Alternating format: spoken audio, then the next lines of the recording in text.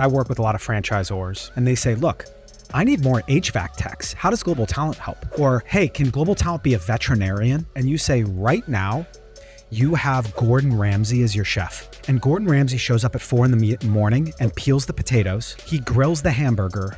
And then he goes out and does VIP stuff. And that is your HVAC tech. It's not hard to build a restaurant with Gordon Ramsay's, but you have to pay $180K and there's not that many of them. The magic of a restaurant is that Gordon Ramsay sets the recipe and then you have a minimum wage guy come in, he peels the potatoes.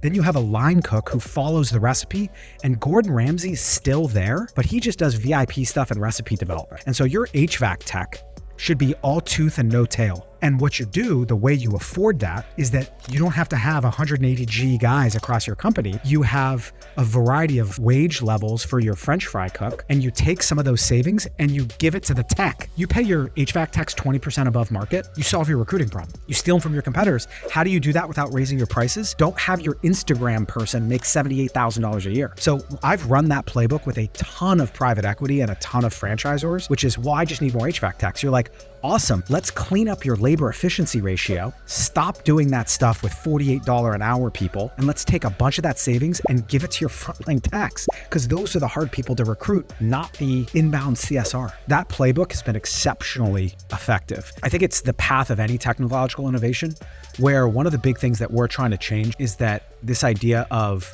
high quality is not commensurate with Global Talent. Historically, Global Talent, business process outsourcing, stick it in the Philippines or India, private equity company trying to juice earnings before they resell it. That was what it was. And if you look at the way I believe in using Global Talent, these are people who increase the quality of your service, who are wonderful representatives of your brand. It's not something you're embarrassed to say at your mastermind. Hey guys, I'm hiring globally.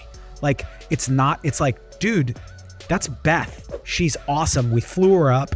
She's a great member of our team. She's awesome. She happens to be less expensive, but dude, she's a boss. It's not this like dirty secret, like I use people in the Philippines, which is historically how it's been done. And I believe that we can change the perception. I mean, people in Canada are Global Talent. They're 30% less expensive than Americans. Would you call the Queen, I used to make fun of people on Twitter about this. Would you call the Queen a virtual assistant if you hired her? Because everybody just calls everybody a VA. But my point would be is like, you think Global Talent is like Philippines, broken English, I'm saving money. I would like to challenge that. Let's have a conversation. So that's, I think part of it too is, that's just not the case anymore. I tell people that all the time. Most people have a very specific image of what Global Talent is, and it's just 20 years old. A British guy, someone from Mexico who lived and grew up in the US. There's 8 billion people that whatever you think, you can't generalize about it. I tell people all the time, I hired Global Talent to increase my customer service, not save money, because I wasn't answering the phones. I could not afford somebody to answer the phone on the weekend. And so I did it to increase my customer experience.